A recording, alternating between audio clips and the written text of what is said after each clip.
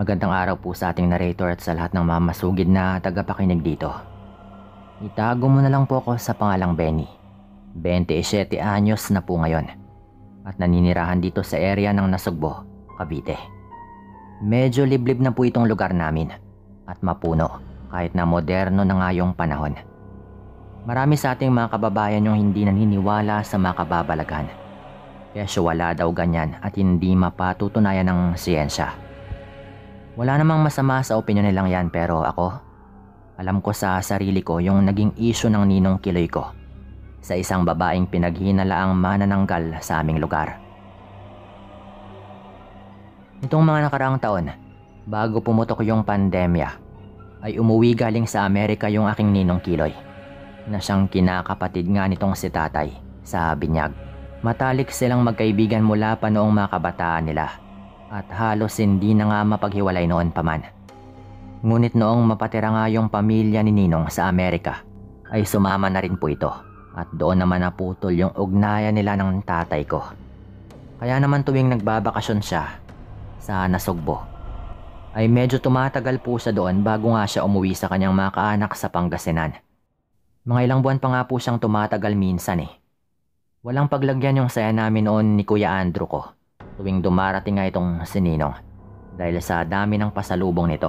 At syempre bibigyan pa kami ng pera at ibang mga gamit. Mabait at literal na maasahan nga ni tatay itong si Ninong.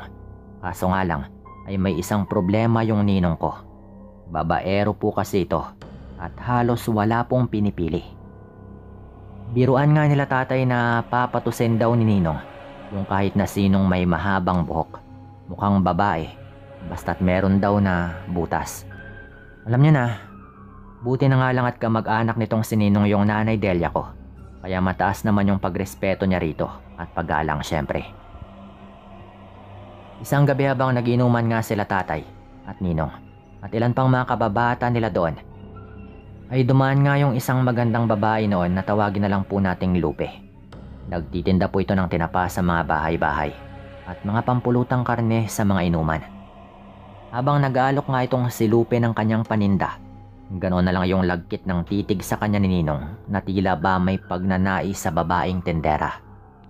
Hindi naman ganoon kaganda itong si Lupe, pero malinis naman po ito sa pangangatawan. Medyo manang lang po kung manamit, yung tipong matatawa ka dahil sa may kawirduhan po ito at makaluma po yung kanyang mga style sa damit. Tahimik kaming lahat noon at panay lamang yung pag-iling ng mga kasama namin sa inuman sa inaalok na karne ng babae. Dahil sa may tama na rin ng alak si Ninong at ito nga yung humarap doon sa babae, sinubukan ko nga siyang pigilan na kausapin ito. Ngunit kinapitan nga ako ni tatay noon at sinabi na hayaan ko na lang daw itong si Ninong dahil hindi naman daw nito kakilala si Lupe. Para po sa kaalaman ng mga tagapakinig mo, itong si Lupe po kasi ay usap-usapan na isang aswang sa lugar. Marami ng patunay rito. Marami na ring nakapagsabi. At karamihan sa mga yon ay kaanak at mga malalapit na kaibigan rin namin. Kaya naman talagang pinangingilagan nga ng mga taga sa amin yung babaeng ito. Sabi ni nanay ay wala naman daw masama kung bibili nga ng tinapa kay Lupe.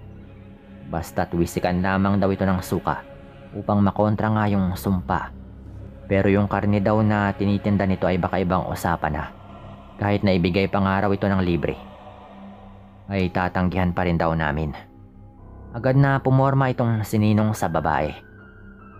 At kaswal na nakipag-usap dito. Nung unay binabaliwala lang ni Lupe yung mga sinasabi nito.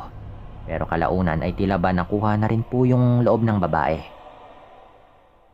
Dahil dito, pinakyaw nga ng bili ni Ninong ang lahat ng mga tinda nito, pati rin yung mga karning paninda. Isang malagkit na haplos sa likod yung ginawa ni Ninong noon bago umalis si Lupe. Ipapahain na nga sana ni Ninong yung karning binili nito kay Lupe, na hindi naman din ganon karami dahil mukhang paubos na rin ito nung dumaan si Lupe.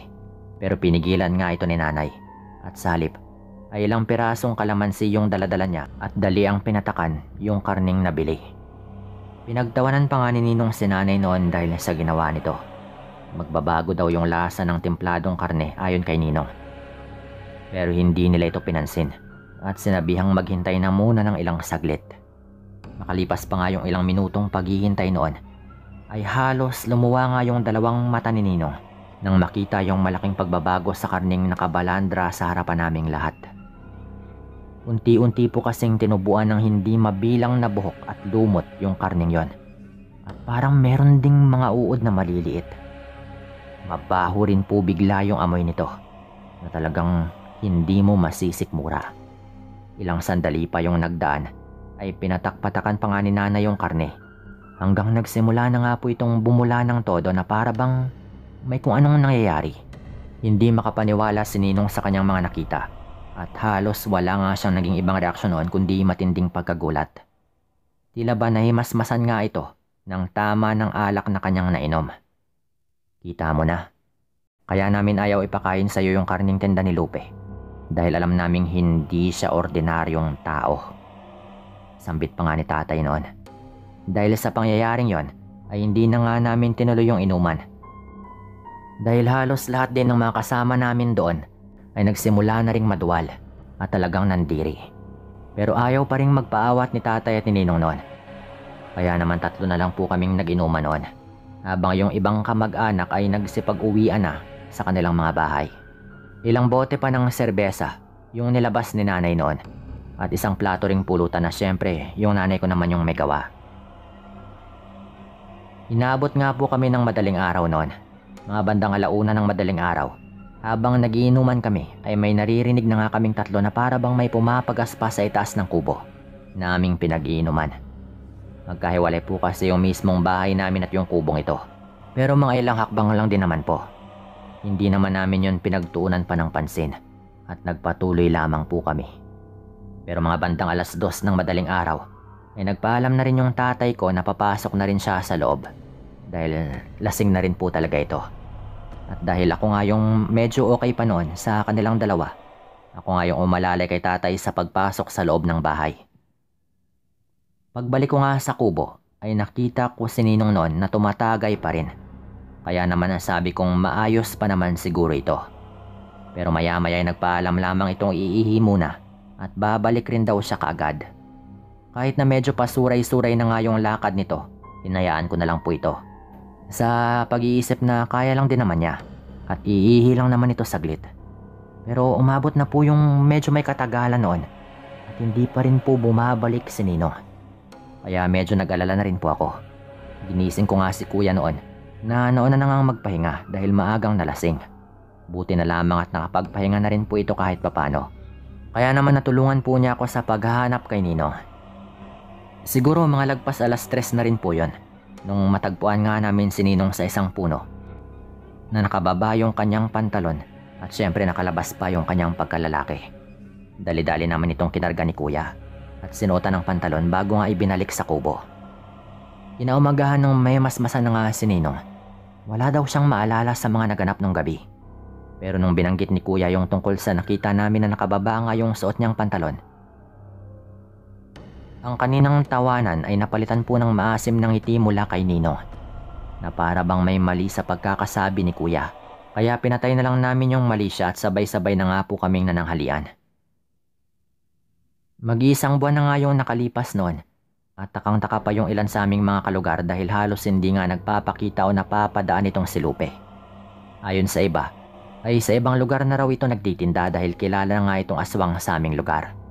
May iba ring nagsasabi noon na baka tumigil lamang muna ito para magpahinga at babalik rin sa mga susunod pang araw. Isang umaga, sumugod nga sa bahay namin yung nagpupuyos sa galit na si Lupe at hinahanap po nito si Ninong. Dalian naman kaming lumabas ng bahay noon upang alamin yung sadya ng babaeng ito kay Ninong. Galit na inakusahan ni Lupe si Ninong ng pananamantala upang gagahasa sa kanya. Ganoon na lang yung gulat namin nang malaman namin ito sa babae. Ang gagahasa? Naku Lupe, maghunos dili ka. Halos hindi naman yung lumalabas sa bahay namin eh. At kung aalis man, kasama niya yung mga anak ko. Kaya naman paanong nangyari yung bintang mo? Tanong pa nga ni tatay noon dahil doon nga tumutuloy sa amin si Ninong. Hindi naman nakasagot ng direkta itong si Lupe na para bang may tinatago siyang kung ano habang si Ninong ay nanatili lamang natahimik sa pinupukol na bintang sa kanya. Muntik pang tumaas ng todo yung presyo ni tatay noon nang sabihin ng babae. na isang buwan na nga siyang buntis dahil hindi na raw ito dinadatnan. Nagtaka nga kaming lumingon kay Ninong noon at nangungusap kung totoo nga ba yung mga sinabi ng babae. Pero nanatili lamang tahimik si Ninong na parang umiiwas po ito. Magpabarangay ka na lang, Lupe. Doon natin linawin yung lahat. Mahirap yung ganito. Hindi mo sinasabi kung paano ka nagkaganyan at kung ano nga yung tunay mong pakay kay Kiloy. Matapang na saad naman ang nanay ko. Bahagyang kumalma yung babae habang nakatitig ng nakakatakot at nakaturo siya kay Ninong. Bago nga ito umalis. Dahil sa usapang kinasangkutan ni Ninong, mabilis nga itong kumalat na para bang isang apoy. At halos lahat ng mga taga roon sa amin, nabalitaan na nga yung pagbubuntis ng pinaghinalaang aswang na si Lupe. Umabot pa nga ito sa mga kinaukulan at sa barangay. Pero dahil hindi nakikipag-koopera yung magkabilang panig, ay binitawan rin lamang po nila ito at hinayaan na lang na lumipas. Dahil sa pagbubuntis na yun ni Lupe, napilitan nga itong umalis sa lugar namin at nagpakalayo-layo. Kumbaga hindi pa rin po namin maintindihan kung ano ba talaga yung totoo. Isang gabi habang nagiinuman kami nila tatay, ay may hindi kami inaasahang marinig kay Ninong. Nag-celebrate po kami nung gabing yon dahil ito na nga yung huling gabi ni Ninong sa bahay. Dahil uuwi na rin po ito ng Pangasinan ng mga ilang araw bago bumalik sa Amerika kung saan nga ito nagtatrabaho. Bagaman marami-rami na rin po yung aming nainom, alam ko naman na nasa katinoan pa nga itong si Ninong. Okay pa naman yung kanyang kondisyon nung siniwalat nga niya sa amin yung tungkol sa bintang ni Lupe. Ayon kay Ninong, nung gabing nagpaalam daw siya sa akin na iihi muna siya, may narinig daw siyang kung ano sa may gawin ng kanyang iniihian. At dahil sa pag-aakalang mabangis nga itong hayop, sinipat daw niya kung ano nga ba yon. At halos panawan daw siya ng ulirat nang makita raw niya yung isang putol na katawan. Tapos may bigla raw bumagsak doon din malapit. At nagulat na lang daw siya nung lapitan niya na si Lupe na raw yon na hubot-hubad. Mahina raw ito at may mga galos sa likod. At talagang parang nawalan daw ito ng malay. Meron daw itong mga sugat na tinamo. Siyempre napagtagpi-tagpi naman daw ni Ninong na baka totoo nga na aswang ito. Lalo at wala nga itong saplot at bago yon ay parang may nakita talaga siyang putol na katawan at may lumilipad na bigla na lamang lumapag doon. Tapos nung tingnan nga niya yun na yung sumambulat sa kanya, yung hubot-hubad na katawan ni Lupe. Pero kahit takot daw siya ng mga sandaling yon, nang ibabaw daw talaga yung kanyang pagkalalaki nang makita niya yung walang saplot na katawan ni Lupe habang wala itong malay. At syempre, meron na nga po siyang ginawa. Sa puntong yon, unti-unti na rin po naming naintindihan ni Kuya ang mga kaganapan at napagtahi-tahi na rin po namin. Kaya pala inabutan namin itong nakababa na nga yung pantalon. Pero ayon kay Ninong, bago raw yon, ay nagkamalay pa daw itong si Lupe. At wala raw itong pasabing tumakbo na agad paalis, kahit medyo nanghihina. Pagkatapos daw nun, doon na nga raw parang nawala ng malay si Ninong. Sa hindi rin niya may paliwanag na dahilan at yun nga yung aming inabutan.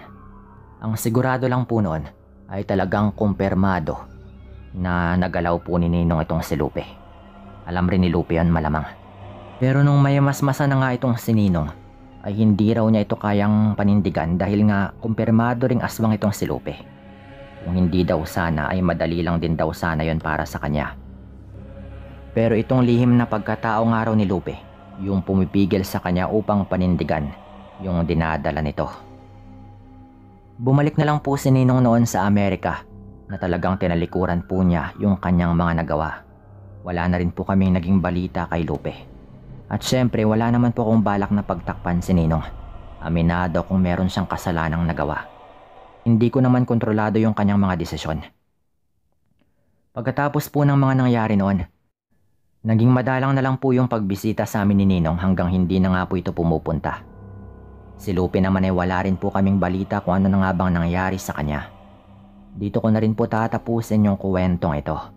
At maraming salamat po sa lahat ng mga matyagang nakinig.